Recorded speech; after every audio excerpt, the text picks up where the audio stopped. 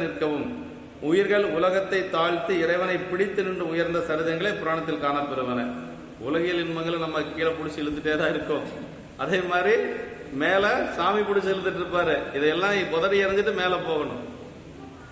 மணிவாசக பெருமான் திருவாசகத்துல சொல்வார், ஒரு பெரிய கடல்ல போய் மாட்டிட்டாராம். கடல்ல போய் மாட்டிட்டு சுறா மீன் கீழே இழுக்குதான்.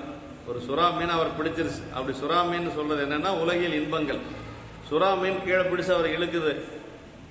அவருக்கு அந்த நேரத்தில் என்ன கிடைச்சது அப்படின்னா, மேல வர்றதுக்கு 5 எழுத்துங்கிற தெப்பம் கிடைச்சுதான். 5 எழுத்தின் புனை பிடித்து கிடைக்கின்றேனே அப்படின்னு சொல்லுவார். 5 எழுத்துங்கிற ஒரு தெப்பம் கிடைச்சுதான். 5 எழுத்தை சொன்னாராம், அதுல இருந்து மேல வந்துட்டாராம். அப்ப பாருங்க, உலகியல் இன்பங்கள் அப்படிங்கிறது பெரிய ஒரு சுறா மீன் மாதிரி. கொஞ்சம் ஏமாந்தோம்னா நம்மள விழுங்கிரும். அதுல இருந்து மேல வரணும்னு என்ன செய்யணும்? பெருமான் திருவடியை பற்றணும். பெருமான் திருவடியை பற்றுகின்ற பொழுது நமக்கு ஆயுதம் என்ன? எதுக்கு ஒரு ஆயுதம் வேணும் இல்லையா? ஒரு இடத்துல இருந்து நம்ம அதுல இருந்து தப்பிச்சு வர்றதுன்னா ஒரு ஆயுதம் வேணும். அந்த ஆயுதம் தான் 5 எழுத்து நமச்சிவாய் என்று சொல்லக்கூடியது.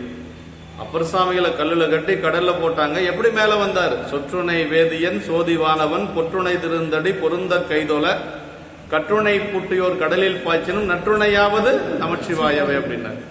அதான் சேக்கிழார் பெருமான் சொல்றார், இருவினை பாசமும் மலக்கள் ஆர்த்தலின் வருபவக்கடல் வீழ் மாக்கள் ஏறிட அருளுமை 5 எழுத்து அரசினை ஒருகள் மேல் ஏற்றிடல் உரைத்தல் வேண்டுமோ அப்படின்னார். சாதாரண உலகத்தில் இருக்கக்கூடிய மக்கள் 5 எழுத்து சொன்னாவே அவங்க பிறப்புல இருந்து சாமி நீக்கிடுவாராம். பிறப்புல இருந்து மேல எடுத்துருவாராம், பிறவி குழியிலிருந்து. நாவுக்கரசு பெருமான இந்த கடல்ல மிதந்தது ஒன்றும் பெருசா இல்ல. அவருடைய தகுதிக்கு அதெல்லாம் சாதாரண வேலை அப்படின்னு சொல்றாரு. உரைத்தல் வேண்டுமோ அப்படின்னு சொல்லி கேட்கிறார். அப்படின்னா 5 எழுத்துக்கு அவ்வளவு ஆற்றல்.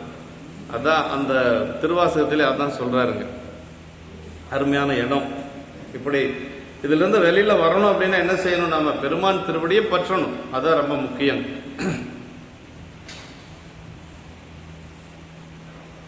இப்படி